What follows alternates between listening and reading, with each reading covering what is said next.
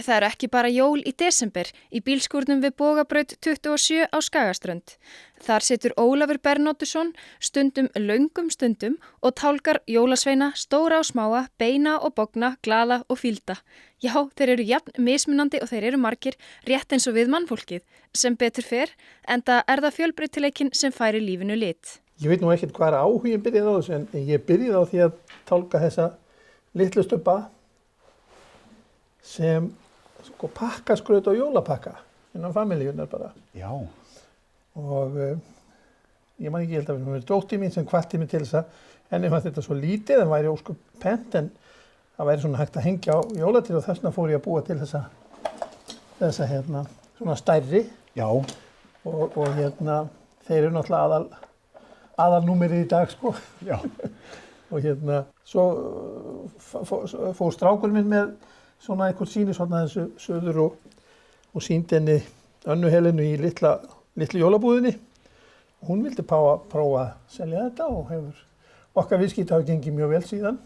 Það er ekkit, ég er engin milljónamæringur eða svoleiðis að þessu, en það hef ég ekki haft tíma til að gera neitt mikið að þessu, en samt. Það er ekkert markmið heldur að vera milljónamæringur? Nei, alls ekki, alls ekki. Það er voða gaman að þurfa ekki að henda þessu vetti, Já, skilurðu. akkurat. En eins og ég segi, þá finnst mér sjálfum, þessir litlu skrattar langskemmtilegast. Já. Þetta er svolítið veglegt pakkaskraut. Já, þetta er svona bara með hliðinu merki með hann. Já. En þú tálkar þetta allt saman út í höndunum? Allt með þessum hnífum sem eru hér. Aðalega þessi tveir hérna. Já, það eru þessi tveir. Já. Og hvernig gerirðu? Hvað Heyrðu, hugsarðu ég þegar þú vísu ert með enn og eitthvað, ég nota svo þennan hérna rosalega mikið til þess að afberkja, eins og maður segir, að taka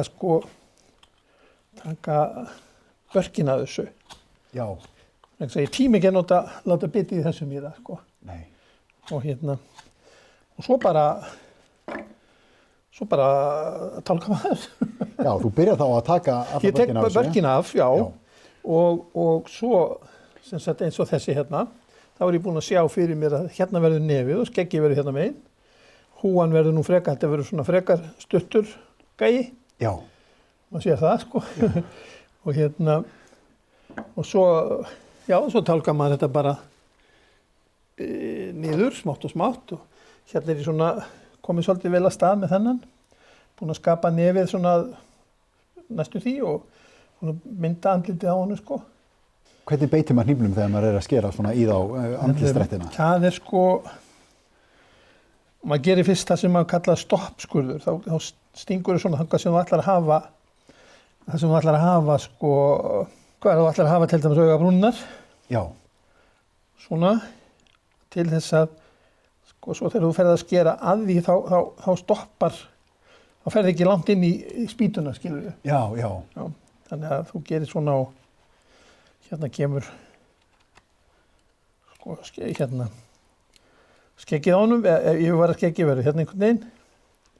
Það var svolítið fílulega þennan, svona með skeggið svolítið niður. Já, það er alls konar svipriði. Já, það er hægt, Þú sér það strax að þetta gömur og hann verður ekki mjög glaðlegur þessi. Þannig að þetta er svona sem maður gerir þetta og svo bara skapar maður þetta.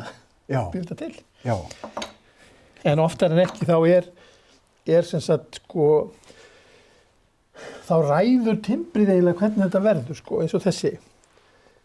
Já. Þú sér það, hann þessi. Það sé það, já.